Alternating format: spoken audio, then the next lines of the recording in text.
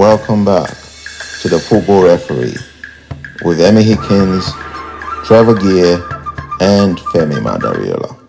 Takeover from Nuno Santos. The interesting thing is, sorry to interrupt you there. The interesting thing is that on his departure from Celtic, and of course, if you go back, he was manager there before, wasn't he? And he was very successful there. Which some say, well, you know, it's not so difficult to be very successful in Scotland if you manage Celtic and used to be Rangers. I suppose they've come back to a large extent. Yeah. But when he resigned, the owner, he wasted no time in absolutely lambasting Rodgers for his behaviour. He was saying he's a toxic influence. I mean, I've never really seen such a vicious set of comments on a manager who's chosen to leave. Presumably, I don't know, maybe he left because maybe he jumped before he was pushed. I don't think things have been going so well up there. He obviously didn't get on with the owner or owners at all. But you normally expect a bit of decorum when a manager goes, whether he's sacked or whether, you know, he leaves of his own accord, which is usually the same thing anyway. And you sort of thank them for their service and you wish them well in the future, all the usual niceties.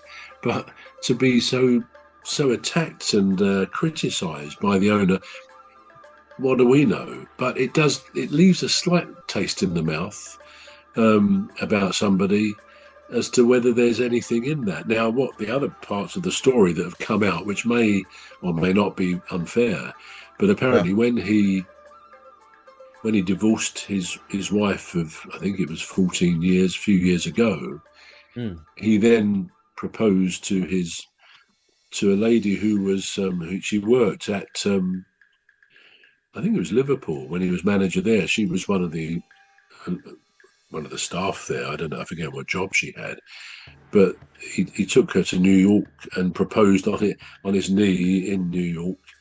But it was like 16 days after his divorce. So whatever that may or may not have meant, I'm not here to judge anybody. No.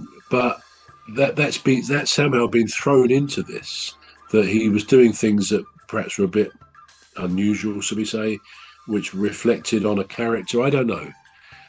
And I'm not criticising Rodgers. He always struck me, when you listen to him at press conferences, as an intelligent guy, a decent guy, but we don't know people any more than they know us.